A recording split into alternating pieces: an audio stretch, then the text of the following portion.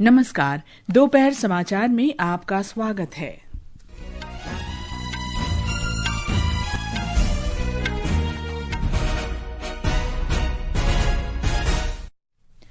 केंद्रीय मंत्री अश्विनी वैष्णव ने कहा, भारत दुनिया का दूसरा सबसे बड़ा 5G बाजार बन गया है। राज्यसभा के सभापति जगदीप धनखड़ ने केंद्रीय गृह मंत्री अमित शाह के खिलाफ कांग्रेस द्वारा पेश किए गए विशेषाधिकार हनन प्रस्ताव को खारिज किया।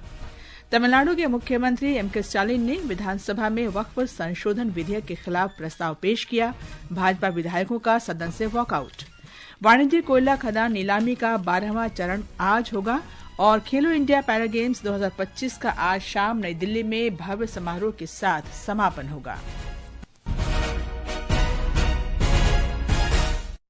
दोपहर समाचार के साथ मैं कनकलता। इलेक्ट्रॉनिकी और सूचना प्रौद्योगिकी मंत्री अश्विनी वैष्णव ने कहा है कि भारत आज विश्व में 5G का दूसरा सबसे बड़ा बाजार बन चुका है।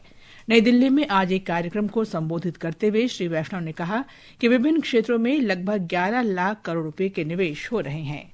श्री वैष्णव ने कहा कि पिछले 10 वर्ष में देश में मेडिकल कॉलेज और भारतीय प्रौद्योगिकी संस्थानों की संख्या दोगुनी हो चुकी है। उन्होंने कहा कि समूचे दक्षिणी और समृद्ध देश भारत की यूपीआई भुगतान प्रणाली अपनाने को इच्छुक दिख रहे हैं। श्री वैष्णव ने इस वर्ष भारत की पहली मेड इन इंडिया चिप जारी करने की भी घोषणा की। Today we are the second largest 5G country in the world. Railways is becoming the second largest carrier at 1.6 billion tons this year. Highway network is among the largest in the world. Ports are growing at a pace which was unheard of. We have doubled the number of medical colleges in the 10 years. That's the pace at which things have changed in the last 10 years. Rajya Sabha के सभापति जगदीप धनखड़ ने कांग्रेस की वरिष्ठ नेता सोनिया गांधी पर कथित रूप से आक्षेप लगाने के लिए केंद्रीय गृह मंत्री अमित शाह के विरुद्ध कांग्रेस द्वारा लाए गए विशेषाधिकार हनन प्रस्ताव को खारिज कर दिया है। इस प्रस्ताव को सदन में कांग्रेस के सांसद जयराम रमेश श्री शाह की टिप्पणी पर लाए थे। श्री शाह ने अपनी टिप्पणी में कहा कि कांग्रेस जब सत्ता में थी तब प्रधानमंत्री राष्ट्रीय राहत कोष का नियंत्रण एक परिवार ने किया। इस प्रस्ताव का खंडन करते हुए सभापति ने कहा कि उन्होंने इसे ध्यानपूर्वक पढ़ा है और इसमें किसी तरह का विशेषाधिकार हनन नहीं है। उन्होंने कहा कि इसमें सत्य का पूर्णतः पालन किया गया है, जैसा कि श्री शाह के टिप्पणियों पर प्रस्तुत दस्तावेज से प्रमाणित होता है।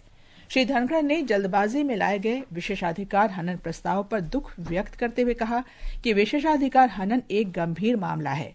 उन्होंने कहा कि सदन लोगों की प्रतिष्ठा नष्ट करने का मंच नहीं बनेगा। सभापति ने आचार समिति से सदस्यों के आचरण के लिए नए दिशा निर्देश बनाने को कहा। I find there has been no transgression. There has been absolute adherence to truth, which is vindicated by a document that is available to the honorable members. And that being the situation, I cannot persuade myself to accord any acceptance to this notice of question of privilege against Sri Amit Shah, Minister of Home Affairs. Tamil Nadu विधानसभा ने केंद्र सरकार से प्रस्तावित वक्फ संशोधन विधेयक को वापस लेने की अपील करते हुए एक प्रस्ताव पारित किया। विधानसभा में यह विधेयक पेश करते हुए तमिलनाडु के मुख्यमंत्री एम.के. स्टालिन ने कहा कि केंद्र का वक्फ बिल संविधान में निहित मौलिक अधिकारों के खिलाफ है और वक्फ बोर्ड के अधिकारों को कमजोर करता है। तमिलनाडु के मुख्यमंत्री एम.के. स्टालिन द्वारा पेश किए गए प्रस्ताव में कहा गया है कि किसी भी निर्वाचित सरकार को केवल अल्पसंख्यकों के अधिकारों की रक्षा के लिए काम करना चाहिए और उन्हें कभी भी खतरे में नहीं डालना चाहिए। मुख्य विपक्षी दल AIADMK और PMK के समर्थन से आज विधानसभा में विधेयक पारित हो गया, जबकि भाजपा सदस्यों ने विधेयक का विरोध करते हुए सदन से वॉकआउट किया। बाद में मीडिया से बात करते हुए भाजपा विधायक और भाजपा महिला मोर्चा की राष्ट्रीय अध्यक्ष श्रीमती वनती श्रीनिवासन ने कहा कि केंद्र के पास वक्फ अधिनियम में कोई भी बदलाव करने का अधिकार है। चेन्नई से कामराज जयरमन की रिपोर्ट के साथ समाचार कक्ष से प्राची प्रिया। जम्मू कश्मीर में एशिया की सबसे लंबी जोजिला सुरंग का लगभग 70% कार्य पूरा कर लिया गया है। ये परियोजना श्रीनगर और लद्दाख के बीच सभी मौसम में संपर्क की सुविधा प्रदान करेगी। लोकसभा में प्रश्नकाल के दौरान आज पूरक प्रश्नों का उत्तर देते हुए सड़क परिवहन और राजमार्ग मंत्री नितिन गडकरी ने कहा कि इसका निर्माण 5,500 करोड़ रुपए से अधिक की लागत से किया जा रहा है। श्री गडकरी ने कहा कि जोजिला सुरंग परियोजना में 13 किलोमीटर से अधिक लंबी सुरंग का निर्माण शामिल है। उन्होंने कहा कि जम्मू कश्मीर में 2 लाख करोड़ रुपए की सड़क अवसंरचना परियोजनाएं कार्यान्वित की जा रही हैं। श्री गडकरी ने कहा कि संपर्क को और बेहतर बनाने के लिए जम्मू कश्मीर में 105 सुरंगें भी बनाई जा रही हैं। उन्होंने बताया कि जम्मू और कश्मीर क्षेत्र के बीच 22 सुरंगों से संबंधित कार्य पूरे कर लिए गए हैं। सीमा सड़क संगठन और 14 सुरंगों का निर्माण कर रहा है। उन्होंने कहा कि इन सुरंगों के निर्माण के बाद यात्रा का समय लगभग 9 घंटे से घटकर 3.5 घंटे रह जाएगा। दिवाकर की रिपोर्ट के साथ समाचार कक्ष से आकर्षिता सिंह। संसद में हुई गतिविधियों की जानकारी के लिए बात करते हैं अपने संवाददाता दीपेंद्र से। दीपेंद्र, संसद की गतिविधियों के बारे में आपके पास क्या जानकारी है? जी कनकलता, भी कुछ देर पहले ही लोकसभा ने रेलवे संशोधन विधेयक पर राज्यसभा दिए गए संशोधनों को मंजूरी दी है।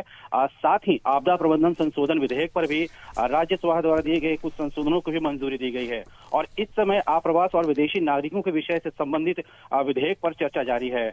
यह विधेयक महत्वपूर्ण है क्योंकि यह आप्रवास कानून को आधुनिक बनाने से संबंधित है। इस विधेयक में पासपोर्ट, यात्रा दस्तावेज, वीजा और पंजीकरण के संबंध में केंद्र सरकार को कुछ शक्तियां प्रदान करने का प्रावधान है। इसके अलावा लोकसभा में आज एक और विधेयक सूचीबद्ध है जो गोवा विधानसभा में अनुसूचित जनजातियों के लिए सीटों के आरक्षण से संबंधित है। वहीं राज्यसभा में विनियोग विधेयक 2025 और वित्त विधेयक 2025 पर इस समय चर्चा जारी है। कनकलता, इससे पहले लोकसभा में नागरिक उड्डयन, आवास और शहरी मामले, जल शक्ति और सड़क परिवहन और राजमार्ग मंत्रालय से संबंधित कई महत्वपूर्ण मौखिक और लिखित प्रश्नों के उत्तर दिए गए। खाद्य सुरक्षा से जुड़े एक सवाल पर सरकार ने सदन को बताया कि ई कॉमर्स प्लेटफॉर्म से संबंधित पिछले 5 साल में खाद्य सुरक्षा मानकों के उल्लंघन पर 3600 से अधिक शिकायतें मिली और 2500 से अधिक मामलों का समाधान किया गया। वहीं राज्यसभा में मानव पशु संघर्ष पर सवाल का जवाब देते हुए पर्यावरण मंत्री भूपेंद्र यादव ने चिंता जताते हुए कहा कि ऐसी घटनाओं में 2021 से 2025 के बीच में 344 लोगों की मौत हो गई है। इससे पहले सुबह राज्यसभा के सभापति जगदीप धनखड़ ने कांग्रेस नेता जयराम रमेश द्वारा गृह मंत्री अमित शाह के खिलाफ पेश किए गए विशेषाधिकार हनन नोटिस को खारिज कर दिया। जानकारी के लिए धन्यवाद दीपेंद्र। विदेश मंत्री डॉक्टर एस जयशंकर ने आज राज्यसभा में प्रश्नकाल के दौरान श्रीलंका में जेल में बंद भारतीय मछुआरों के बारे में पूरक प्रश्नों के उत्तर में बताया कि कुल 97 भारतीय मछुआरे श्रीलंका की हिरासत में हैं। 83 सजा काट रहे हैं और 3 पर मुकदमा चल रहा है। डॉक्टर जयशंकर ने कहा कि सरकार प्रधानमंत्री मत्स्य संपदा योजना के तहत अनजाने में सीमा पार करने की घटनाओं को कम करने के लिए अधिक से अधिक नौकाओं में ट्रांसपोंडर लगाने का प्रयास कर रही है। ये समाचार हमारी वेबसाइट www.newsonair.gov.in और हमारे न्यूज ऑन एआईआर ऐप पर भी उपलब्ध हैं।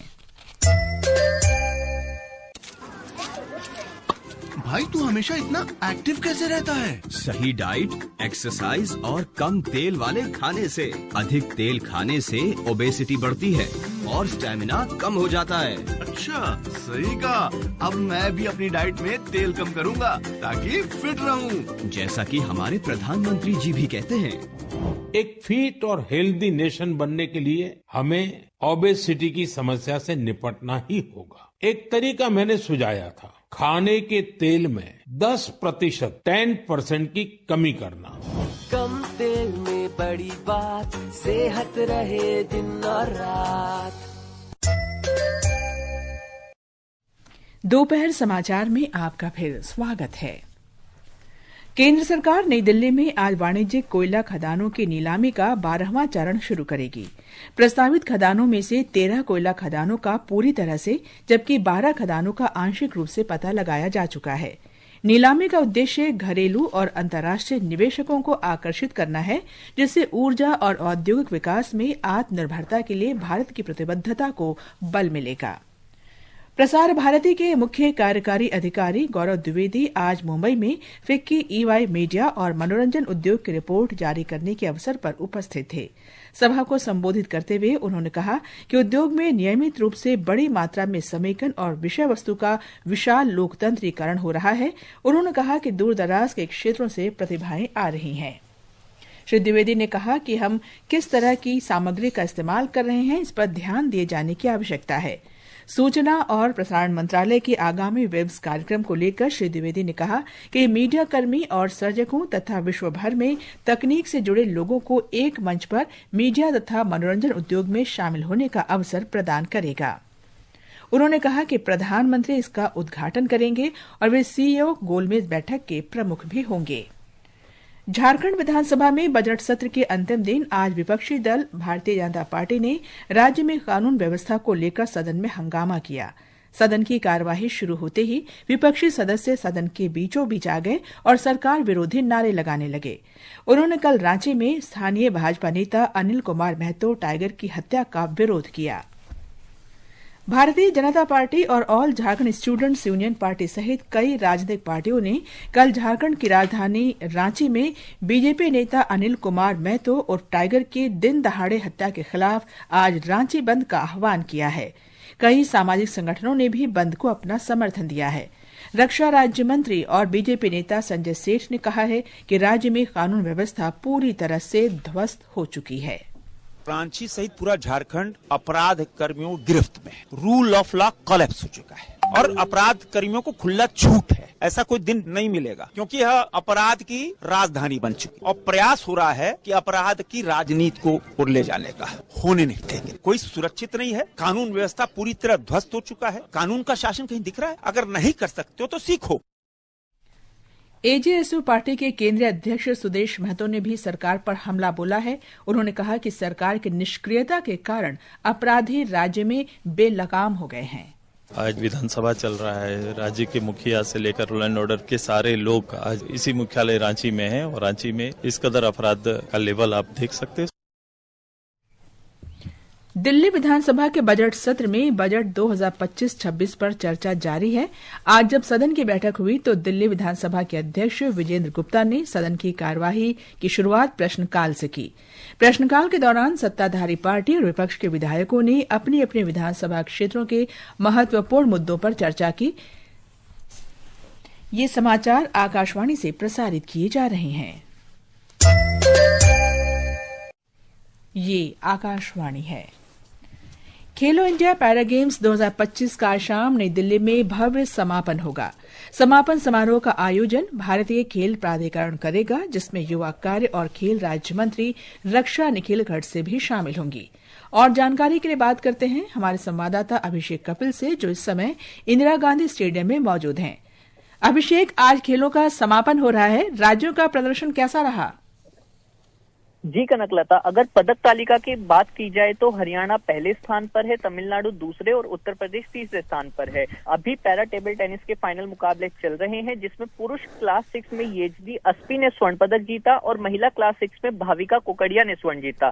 क्लास 7 में दोनों पुरुष और महिला वर्ग में संजीव जी और प्राची पांडे चैंपियन बने। अगर हम खेलो इंडिया पैरा गेम्स के संस्करण की बात करें तो 8 दिवसीय चैंपियनशिप में 6 खेलों को शामिल किया गया था, जिसमें 1300 से अधिक पैरा एथलीटों ने भाग लिया और अपने खेल का प्रदर्शन किया। जानकारी के लिए धन्यवाद अभिषेक। आज विश्व रंगमंच दिवस है। इस वर्ष का विषय है रंगमंच और शांति की संस्कृति। आकाशवाणी समाचार से विशेष बातचीत में रंगमंच कलाकार और बॉलीवुड के जाने माने अभिनेता पुनीत तिवारी ने अपने विचार साझा किए।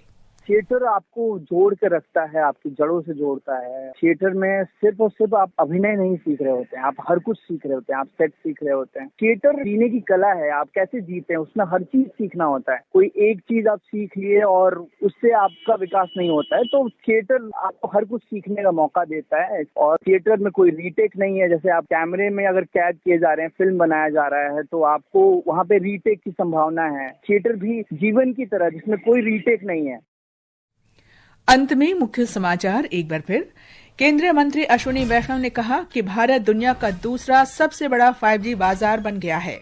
राज्यसभा के सभापति जगदीप धनखड़ ने केंद्रीय गृह मंत्री अमित शाह के खिलाफ कांग्रेस द्वारा पेश किए गए विशेषाधिकार हनन प्रस्ताव को खारिज किया।